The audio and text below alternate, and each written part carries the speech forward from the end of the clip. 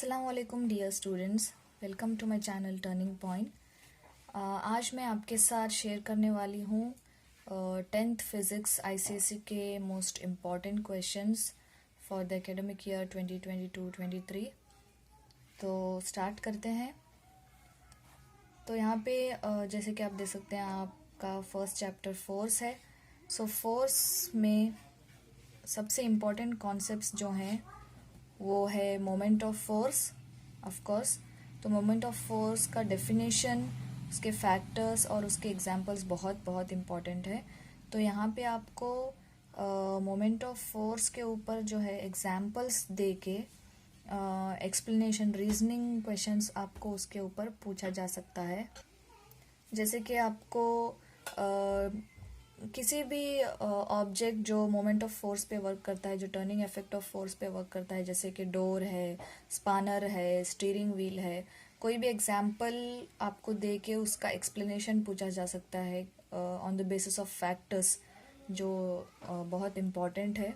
Moment of force के factors which is magnitude of force and perpendicular distance from the point of application of force. तो इसके ऊपर reasoning based questions आ सकते हैं। Next, centre of gravity, ये भी एक बहुत इम्पॉर्टेंट टॉपिक है। इसके ऊपर आपको 1 मार्क का क्वेश्चन आ सकता है मोस्ट प्रोबेबली। जैसे कि आपको ट्रायंगुलर लैमिना या फिर रॉड या फिर कोई भी रेगुलर ऑब्जेक्ट का सेंटर ऑफ ग्रेविटी पूछा जा सकता है। उसका डायग्राम दे के भी पूछा जा सकता है या फिर इन वर्ड लिखे मतलब या फिर डायरेक्टली भी आपको पूछा जा सकता है। नेक्स्ट, जो मोस्ट इम्पॉर्टेंट कॉन्सेप्ट है वो है numericals based on meter rule. तो इसको आप नेग्लेक्ट ही नहीं कर सकते। मीटर रूल के ऊपर इम्पॉर्टेंट क्वेश्चन आएगा ही आएगा एक।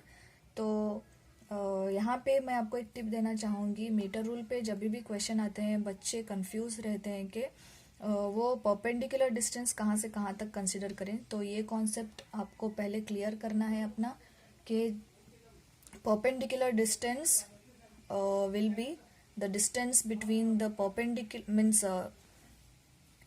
perpendicular distance will be the distance between the fulcrum and the point of application of force। जहाँ पे फोर्स अप्लाई हुआ है, जहाँ पे वेट हैंग हो रहा है, उस पॉइंट से लेके आपके फल्क्रम तक आपका परपेंडिकुलर डिस्टेंस रहेगा।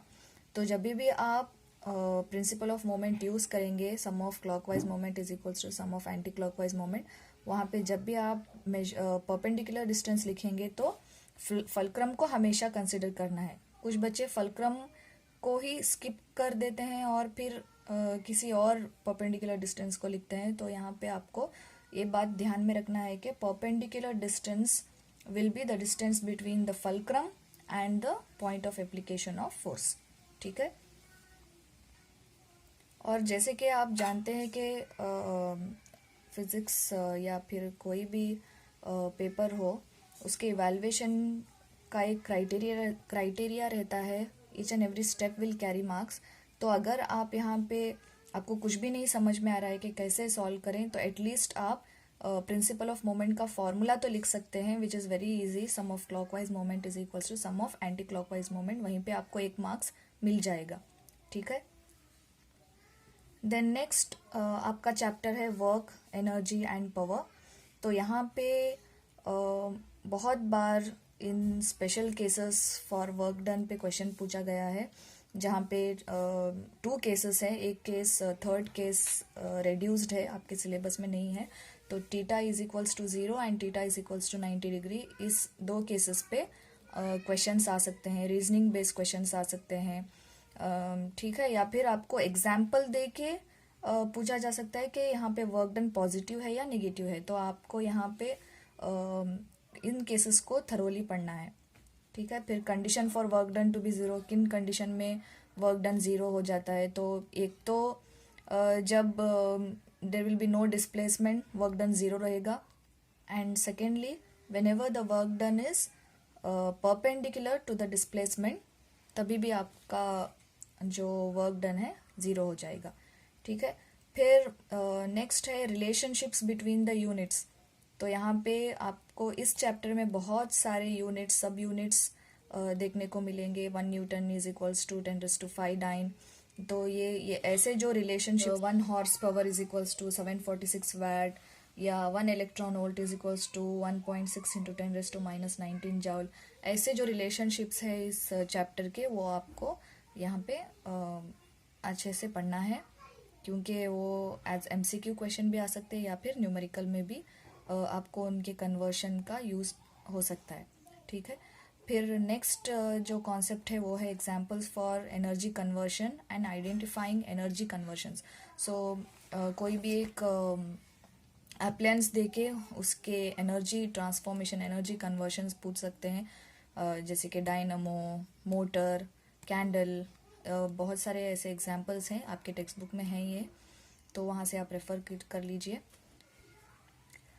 एंड देन नेक्स्ट जो मोस्ट इम्पॉर्टेंट क्वेश्चन है वर्क एनर्जी एंड पावर में, वो इस पार्ट से ज़रूर आएगा, law of conservation of energy. इसके ऊपर एक क्वेश्चन तो ज़रूर रहेगा। एक तो लॉ ऑफ कंजर्वेशन का स्टेटमेंट, तो यहाँ पे theoretical verification of free falling object एक है, दूसरा है सिंपल पेंडुलम का। तो ये दो एप्लीकेशन है law of conservation of energy के। ये बात आपको ध्यान में रखना है कि free falling object and simple pendulum, ये किसके एप्लीकेशन है? Law of conservation of energy के एप्लीकेशन है। इसके ऊपर भी एक क्वेश्चन आ सकता है, पूछा गया है पहले भी। तो नेक्स्ट न्यूमेरिकल्स हैं based on work, power and kinetic and potential energy. ज़्यादातर काइनेटिक एंड पोटेंशियल एनर्जी के ऊपर 2 मार्क्स के क्वेश्चंस ऐसे पूछा जा सकता है। नेक्स्ट वर्क के ऊपर भी एंड पावर रिलेटेड न्यूमेरिकल्स भी इम्पॉर्टेंट है। नेक्स्ट चैप्टर है मशीन्स। मशीन्स में definitions of mechanical advantage, velocity ratio, single fixed pulley, single movable पुली, ये इम्पॉर्टेंट है। And difference between ideal and actual machine, इनके बीच का डिफरेंस पूछा जा सकता है, या फिर रीजनिंग क्वेश्चन, लॉजिकल क्वेश्चंस पूछे जा सकते हैं इसके ऊपर। एंड देन जो बहुत ही इम्पोर्टेंट कॉन्सेप्ट इस चैप्टर में है वो है डायग्राम्स। तो आपको इजी है बहुत ही डायग्राम से, diagrams of single fixed pulley, single movable pulley, then single movable pulley with fixed pulley, and then block and tackle system. ये चारों डायग्राम्स बहुत इम्पोर्टेंट है। And then block and tackle system having 3, 4 and 5 pulleys, ये बहुत important है इनके diagrams. Then यहाँ पे ये mechanical advantage and velocity ratio of single fixed, single movable with fixed pulley, इन तीनों के भी आपको मैकेनिकल एडवांटेज और वेलोसिटी रेशियो याद रखना है, क्योंकि ये न्यूमेरिकल में आपको हेल्पफुल रहेंगे। ठीक है। फिर नेक्स्ट यहाँ पे न्यूमेरिकल्स है। जैसे कि आपको मालूम है कि इस चैप्टर में से लीवर का पार्ट जो बहुत बड़ा कॉन्सेप्ट है वो डिलीट हुआ है। तो यहाँ पे सिर्फ पुल्ली इम्पॉर्टेंट है, यहाँ पे पुल्ली का कॉन्सेप्ट ही है इस पूरे चैप्टर में। तो न्यूमेरिकल्स बेस्ड ऑन पुलिस भी बहुत इम्पॉर्टेंट है। ब्लॉक एंड टैकल सिस्टम का डायग्राम और ब्लॉक एंड टैकल सिस्टम के ऊपर numericals, then numericals also based on single movable pulley with fixed pulley, ये इसके ऊपर भी न्यूमेरिकल्स बहुत इम्पॉर्टेंट है। देन रीजनिंग क्वेश्चंस आ सकते हैं based on efficiency of pulley system, के एफिशिएंसी को कैसे इंक्रीज या डिक्रीज कर सकते हैं पुली सिस्टम में। Then next marking tension and effort in pulley system. तो ब्लॉक एंड टैकल सिस्टम के डायग्राम्स दे के आपको उसमें टेंशन और एफर्ट को मार्क करना होता है।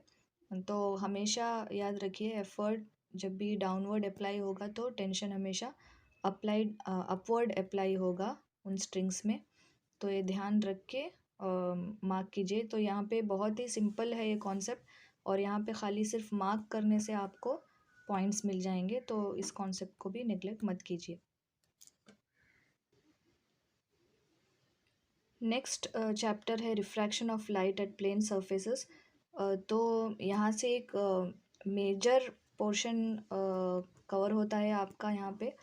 तो क्वेश्चन पेपर में refraction of light at plane surface, refraction through lens and spectrum, इन तीनों चैप्टर्स से बहुत ही ज़्यादा वेटेज है इन तीनों चैप्टर्स से आपके क्वेश्चन पेपर में। तो अगर आपको ऐसा है कि लास्ट मोमेंट पे आप कोई स्टूडेंट स्टडी कर रहे हैं और उनको सिर्फ सेलेक्ट करना होगा कि किसी 3 या 4 चैप्टर को परफेक्टली पढ़ लें, तो मैं रिकमेंड करूँगी refraction of light at plane surface, refraction through lens and then spectrum. ये 3 चैप्टर्स आप थरोली पढ़ो एंड साउंड भी, इसके साथ साउंड भी चैप्टर इम्पॉर्टेंट है। तो एटलीस्ट ये 4 चैप्टर आप थरोली पढ़ लीजिए, आपको बहुत फ़ायदा होगा। तो यहाँ पे ऐसा नहीं है कि आपको सिर्फ यही चैप्टर्स पढ़ने हैं, इसके साथ साथ आपको दूसरे भी चैप्टर्स पढ़ने हैं, लेकिन इन चैप्टर्स को आप ज़्यादा फोकस कीजिए। तो जैसा कि आप यहाँ देख सकते हैं, लॉस ऑफ रिफ्रैक्शन इम्पॉर्टेंट है इस चैप्टर में। Condition for a light ray to pass undeviated है। Then next factors affecting refractive index, angle of deviation, critical angle and shift. Angle of deviation के ऊपर रीजनिंग क्वेश्चंस आ सकते हैं कि एंगल ऑफ डिविएशन किस फैक्टर्स से इंक्रीज़ या डिक्रीज़ होता है। तो एंगल ऑफ डिविएशन यहाँ पे बहुत ही इम्पॉर्टेंट है इन चारों में। तो यहाँ पे फैक्टर्स अफेक्टिंग कभी भी वो आपको डायरेक्टली नहीं पूछेंगे, right the factors affecting refractive index, और बहुत ही रेयर केस में ऐसे डायरेक्ट क्वेश्चंस पूछते हैं। वो ट्विस्टेड क्वेश्चंस पूछ सकते हैं कि अगर एंगल ऑफ इंसिडेंस इंक्रीज हुआ तो रिफ्रैक्टिव इंडेक्स कैसे अफेक्ट हो सकता है। If we decrease the angle of incidence, how the angle of minimum deviation will be affected. तो ऐसे टाइप के क्वेश्चंस पूछ सकते हैं, इनडायरेक्ट क्वेश्चंस। देन डायग्राम्स, इस चैप्टर, इन तीनों चैप्टर्स में refraction of light at plane surface, through lens and spectrum, तीनों चैप्टर्स में डायग्राम्स बहुत बहुत ही इंपॉर्टेंट है। तो refraction through glass slab, prism, bending of stick under water. इस bending of stick under water को थोड़ा ट्विस्टेड करके भी दे सकते हैं, पेंसिल दे सकते हैं, या कोई भी लॉन्ग ऑब्जेक्ट दे सकते हैं अंडर वाटर। तो आपको वहाँ पे कॉन्सेप्ट को ध्यान रख के डायग्राम कंप्लीट करना है। Then deviating light ray through 90 degree, 180 degree, inverting the image, ऐसे जो डायग्राम्स है वो बहुत बहुत ही इम्पॉर्टेंट है। इनकम्प्लीट डायग्राम्स दिए जाएंगे ज़्यादातर, आपको सिर्फ कंप्लीट करना है उन डायग्राम्स को, तो इजीली आप ये कॉन्सेप्ट जल्दी कवर कर सकते हैं। आपको प्रैक्टिस करना पड़ेगा इन डायग्राम्स को, और स्टडी कीजिए, ओल्ड क्वेश्चन पेपर्स सब स्टडी कीजिए, आपको इन्फॉर्मेशन मिल जाएगा कि आपको किस टाइप के क्वेश्चंस इस पे आ सकते हैं। Then next total internal reflection, इसका एक बहुत ही मास्टर कॉन्सेप्ट है इस चैप्टर का। TIR, टोटल इंटरनल रिफ्लेक्शन का डेफिनेशन, कंडीशन, डायग्राम, कॉन्सिक्वेंसेस, और again completion of diagrams for whenever the angle of incidence is equal to critical angle, क्या diagram रहेगा। Whenever angle of incidence is greater than critical angle, क्या रहेगा। Then angle of incidence is less than critical angle, क्या type का diagram रहेगा। ये concepts यहाँ पे बहुत ही इंपॉर्टेंट है। तो टोटल इंटरनल रिफ्लेक्शन अगर आप पढ़ लेंगे तो आपको बहुत ही हेल्पफुल रहेगा। तो यहाँ पे जो कॉन्सेप्ट्स हैं, ज़्यादातर यहाँ पे डायग्राम बेस्ड क्वेश्चंस रहेंगे, तो डायग्राम्स को ज़्यादा से ज़्यादा प्रैक्टिस कीजिए, पैनिक मत होइए, प्रैक्टिस कीजिए ज़्यादा से ज़्यादा, आपको परफेक्शन मिलेगा वहाँ पे। हर डायग्राम सेम जैसा लग रहा है ऐसा कुछ दिमाग में रख के मत रहिए। डायग्राम्स को प्रैक्टिस कीजिए, आप देखिए क्या कॉन्सिक्वेंसेस है वहाँ पे, और किन कंडीशन में वो लाइट रेज बेंड हो रहे हैं, वो जो बेसिक कॉन्सेप्ट है अगर आप क्लियरली पढ़ेंगे तो आपको डायग्राम्स ड्रॉ करने में बहुत ही हेल्प मिलेगी। नेक्स्ट चैप्टर देखिए, यहाँ पे रिफ्रैक्शन थ्रू लेंस है। रिफ्रैक्शन थ्रू लेंस में वो जो 6 केसेस हैं कॉन्वेक्स लेंस के और 2 केसेस है कॉनकेव लेंस के, ये जो चीज़ें हैं बहुत ही इम्पॉर्टेंट है इस चैप्टर में। तो 6 cases of convex lens and 2 cases of concave lens, उनके डायग्राम्स, कैरेक्टरिस्टिक्स और एप्लीकेशन, ये बहुत बहुत ही इम्पॉर्टेंट है। क्या टाइप के क्वेश्चन आ सकते हैं इसमें, मैं आपको दिखाती हूँ। तो ऐसे टाइप के क्वेश्चंस आ सकते हैं, आपके बुक्स में भी दिए गए हैं ये। आपने प्रिपेयर ट्रेस अटेम्प्ट किया है तो आपको मालूम होगा कि क्या टाइप के क्वेश्चंस आ सकते हैं इस कॉन्सेप्ट पे। ठीक है, तो इनके एप्लीकेशंस और कैरेक्टरिस्टिक्स बहुत अच्छी तरह से याद कर लीजिए। इन डायग्राम्स को याद करने का एक ट्रिक है, अगर आपको वो चाहिए तो आप कमेंट में बताइए, मैं आपके लिए एक स्पेशल वीडियो बनाऊंगी convex lens and concave lens के केसेस को याद करने के लिए। हमको क्या ट्रिक अप्लाई करेंगे तो हम इजीली उसको याद कर सकते हैं। नेक्स्ट है numericals based on lens formula, that is 1/f is equals to 1/v minus 1/u। Magnification भी रहेगा उसमें, m is equals to v/u which is equals to i/o, and then power of lens. तो यहाँ पे numericals and ये diagrams बहुत ही important है, आप इसको अच्छी तरह से पढ़ लीजिए, स्किप मत कीजिए। ठीक है, नेक्स्ट कॉन्सेप्ट है स्पेक्ट्रम। तो स्पेक्ट्रम में यहाँ ज़्यादातर क्वेश्चन स्पेक्ट्रम से उतना ज़्यादा नहीं, इसका वेटेज कम है, उतना ज़्यादा क्वेश्चंस नहीं पूछे जाते हैं। लेकिन अगर पूछे जाते हैं तो वो या डेफिनेशन रहेगा डिस्पर्शन एंड स्पेक्ट्रम के ऊपर, कॉज फॉर डिस्पर्शन रहेगा, या फिर uses, source and harmful effects of UV and infrared radiations, इसके ऊपर रहेगा। तो यहाँ पे write the uses of UV rays और write the uses of infrared radiations, ऐसे तो क्वेश्चंस ज़्यादातर नहीं पूछे जाते हैं, बल्कि आपको किसी रेडिएशन का यूज़ दे के वो पूछ सकते हैं कि this belongs to which radiation, जैसे कि which dash radiations are used for developing the photographs. तो वहाँ पे आपको 4 ऑप्शन, आई मीन MCQ में ज़्यादातर इसको पूछा जा सकता है, तो इसको ध्यान से याद रखिए। इवन सोर्स भी, किस सोर्स से आपको ये रेडिएशंस मिलते हैं, वो भी आपको पूछा जा सकता है। Then diagrams based on dispersion.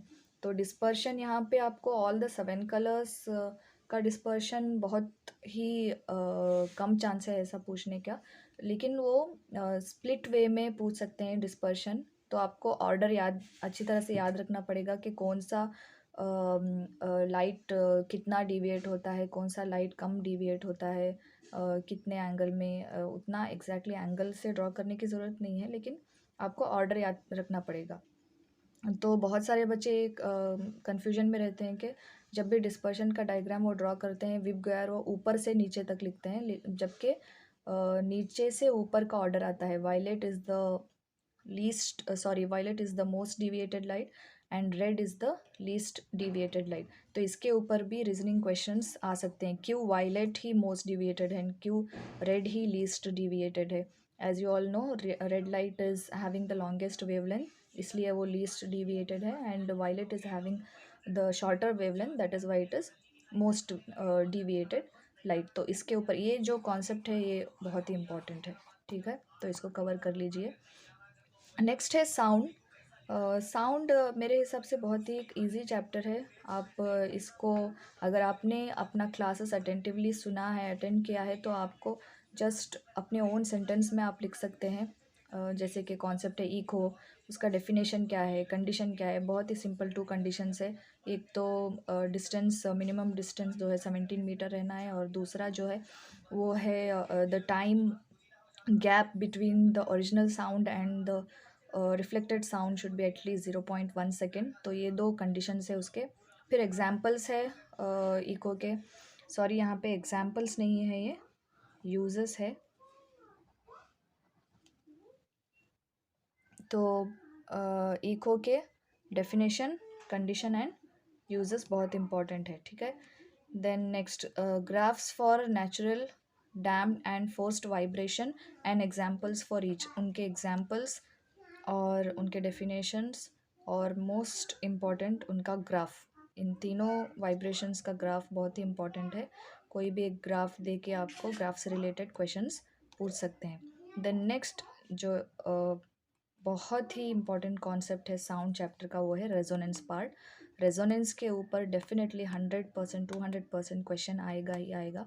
तो रेजोनेंस कॉन्सेप्ट को फर्स्ट ऑफ ऑल आप कॉन्सेप्ट को क्लियर कर लीजिए कि रेजोनेंस चीज़ है क्या। उसके बाद ही आपको ये सारी चीज़ें जो एग्जाम्पल्स है और जो डेमोन्स्ट्रेशन है वो सब कुछ आपको तभी समझ में आएगा। First of all what is resonance, what is the condition for resonance and examples, ये सब चीज़ें आप ध्यान से पढ़ लीजिए। तो हर चीज़ यहाँ पे कंडीशन पे ही बेस्ड होती है रेजोनेंस की। उसकी कंडीशन को अगर आप अच्छी तरह से याद कर लें तो आप जो भी रीजनिंग क्वेश्चंस है बेस्ड ऑन रेजोनेंस, आप उस कंडीशन को ही यहाँ पे मॉडिफाई करके लिख सकते हैं। ठीक है, तो कंडीशन को आप ध्यान से पढ़िए और अच्छे से पढ़िए। और कोई भी reasoning question based on resonance आ गया, कोई भी आ गया, तो आपको अगर एग्जैक्ट उसका आंसर मालूम नहीं है तो आप कंडीशन फॉर रेजोनेंस वहाँ पे लिख दीजिए, आपको डेफिनेटली मार्क्स मिल जाएंगे। पूरे मार्क्स नहीं मिलेंगे, हालांकि आपको एग्जैक्ट वहाँ पे एक्सप्लेनेशन देना पड़ता है, लेकिन जो की वर्ड है, जो की कॉन्सेप्ट है वहाँ पे, वो कंडीशन ही रहता है। जो कंडीशन सेटिस्फाई हुआ तो रेजोनेंस अप्लाई हो जाएगा। देन नेक्स्ट है demonstration and explanation and conclusions on resonance. तो demonstrations based on demonstration diagrams रहेंगे, जैसे कि oscillation of simple pendulum, then air column में कैसे रेजोनेंस होता है, तो वो सब डायग्राम्स के बेसिस पर क्वेश्चंस पूछे जा सकते हैं। तो वही। And then next diagrams based questions on vibration of strings, वो जो है आपका principal note, first subsidiary, second subsidiary, फिर उसमें आपको फ्रीक्वेंसी फाइंड करना होता है एंड देन वेवलेंथ फाइंड करना होता है। तो उस टाइप के क्वेश्चंस यहाँ पे बहुत ही इम्पॉर्टेंट है। तो इसके बाद के चैप्टर्स मैं इंशाल्लाह नेक्स्ट वीडियो में अपलोड करूँगी। यहाँ तक अभी आज के लिए इतना काफ़ी है। तो अगर आप मुझे फर्स्ट चैप्टर से लेके साउंड चैप्टर तक अगर आप मुझे पूछें कि वेटेज ज़्यादातर कौन से चैप्टर्स में है, तो मैं बोलूँगी लाइट के 3 चैप्टर्स जो है refraction through lens, refraction at plane surface, spectrum and sound. इसमें वेटेज ज़्यादा है, स्पेक्ट्रम में वेटेज उतना ज़्यादा नहीं है, लेकिन है थोड़ा, मार्क्स आ जाएंगे इससे। और साउंड तो यहाँ पे न्यूमेरिकल्स, सॉरी मैं यहाँ पे न्यूमेरिकल्स मेंशन करना भूल गई, न्यूमेरिकल्स ऑन इको। न्यूमेरिकल्स बहुत ही लिमिटेड है यहाँ पे, तो इको के कॉन्सेप्ट पे ही है न्यूमेरिकल्स। तो इन न्यूमेरिकल्स को ध्यान से पढ़िए। एक ही फॉर्मूला है, v=2d/t, तो उस फॉर्मूला को यूज़ कीजिए, कॉन्सेप्ट को क्लियरली पढ़ लीजिए and then solve the numericals. तो यहाँ पे मैं एक लास्ट फाइनली एक टिप देना चाहूँगी। जब भी आप न्यूमेरिकल पढ़ते हैं तो आपको ऐसा लगता है कि आपको कुछ भी नहीं आता है, ये क्या है, कुछ अलग ही वर्ल्ड में चले गए, कुछ अलग ही लैंग्वेज पढ़ रहे हैं। तो ऐसा कुछ नहीं होता है। जब भी आप न्यूमेरिकल पढ़ें उसको सेगमेंट्स में डिवाइड करके पढ़ें, पूरा न्यूमेरिकल एक ही साथ कभी भी मत पढ़िए। You have to divide the numericals in segment. तो न्यूमेरिकल को हमेशा सेगमेंट में डिवाइड करके पढ़िए। और सबसे इम्पॉर्टेंट चीज़ जहाँ क्यों बच्चे जो फेस करते हैं न्यूमेरिकल सॉल्व करने के टाइम पे, वो है यूनिट्स। आपको एसआई यूनिट्स, सीजीएस यूनिट्स का बराबर नॉलेज रहना चाहिए कि SI unit and CGS unit कौन से फिज़िकल क्वांटिटी की कौन सी है। और जब भी आप सॉल्व करें, मेक श्योर कि आपके न्यूमेरिकल्स में जो क्वांटिटी दिए गए हैं वो सब एसआई यूनिट्स में ही है। अगर नहीं है तो उसको अकॉर्डिंगली कन्वर्ट कर लीजिए। अनलेस एंड अनटिल वहाँ पे दूसरे यूनिट्स में आंसर पूछा गया है, अगर जाएगा तो आप उसको कन्वर्ट मत कीजिए। अगर नहीं पूछा गया है दूसरे यूनिट्स में, पर्टिकुलरली स्पेसिफाई करके नहीं पूछा गया है, तो आप उसको एसआई यूनिट्स में ही कन्वर्ट करके लिख लीजिए। और जब भी आप न्यूमेरिकल सॉल्व कर रहे हैं तो मेक श्योर आपका जो कॉन्सेप्ट है, आप जो सॉल्व कर रहे हैं न्यूमेरिकल, उस कॉन्सेप्ट को आपको पहले क्लियर कर लेना चाहिए। कॉन्सेप्ट जब तक क्लियर नहीं होगा आप न्यूमेरिकल सॉल्व नहीं कर पाएंगे। जस्ट बाय यूजिंग फार्मूला आपको याद हो गया तो आप न्यूमेरिकल नहीं सॉल्व कर पाएंगे, आपको कॉन्सेप्ट मेन समझना पड़ेगा। तो यही सारी बातें थी। अगर आपको कुछ डाउट है तो आप कमेंट सेक्शन में पूछ सकते हैं। कोई स्पेशल अगर आपको एक्सप्लेनेशन चाहिए तो वो भी आप कमेंट सेक्शन में बोल सकते हैं। अगर आपने मेरा चैनल अब तक सब्सक्राइब नहीं किया है तो प्लीज़ सब्सक्राइब कीजिए and hit the like button and press the bell icon for the latest updates. मिलते हैं नेक्स्ट वीडियो में, तब तक के लिए अल्लाह हाफिज़, जज़ाकल्लाह।